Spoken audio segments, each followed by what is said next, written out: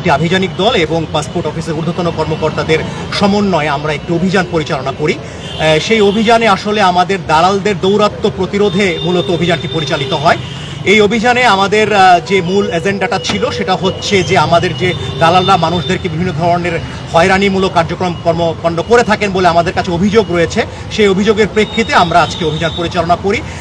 সেই প্রেক্ষিতে আমরা প্রায় 14 জনকে আমরা এখানে আটক করা হয় এবং তাদের মধ্য থেকে দোষ স্বীকারোক্তির ভিত্তিতে আমরা 6 জনকে 5 দিন করে বিনাশ্রম কারাদণ্ডে দণ্ডিত করি এবং বাকি 3 জনকে আমরা অব্যাহতি প্রদান করা হয়। অন্যদের বিষয়ে বসুন্ধরা ডায়াপেন্ট এখন আরো উন্নত। এই হট এয়ার থ্রো টপশিট দ্রুত শোষণ করে সোনামণিকে দেয় কোমল অনুভূতি। আমাদের কার্যক্রম চলমান রয়েছে, তাদের যাচাই বাছাই প্রক্রিয়া চলমান রয়েছে। এর পরবর্তীতে তাদের যদি শাস্তির আওতায় আনা হয় আপনাদেরকে বিস্তারিত জানানো হবে। আর এখানে আমাদের পাসপোর্ট অফিসে যারা ঊর্ধ্বতন কর্মকর্তাগুলো উপস্থিত রয়েছেন তারাও আমাদের সার্বিক সহযোগিতা করেছেন। তারা ওনাদের যে লোকেশন বা তাদের ট্রেসিংয়েও তাদের আমাদের সর্বাত্মক সহযোগিতা ছিল।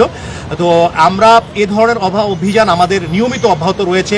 র্যাব 2 প্রায়শই এই ধরনের অভিযান করে থাকে, আপনারা জানেন।